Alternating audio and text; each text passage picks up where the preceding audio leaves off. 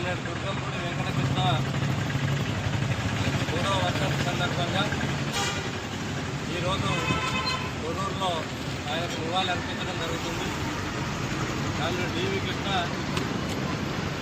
తను ప్రభుత్వ ఉద్యోగాన్ని వదిలి కార్మిక వర్గాన్ని చైతన్యవంతం చేయడానికి, కార్మిక వర్గంపై సాగుతున్న దోపిడీ, అణచివేత, వివక్షతలకు వ్యతిరేకంగా తను జీవితాంతం కృషి చేయడం జరిగింది.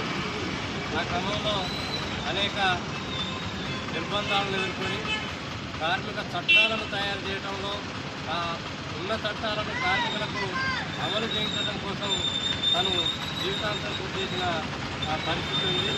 ముఖ్యంగా నిజామాబాద్ జిల్లాలో బీడీ వర్కర్స్ యూనియన్ దాదాపు 1,00,000 మందిని సమీకరించి ఎన్నో పోరాటాలు చేయడం జరిగింది.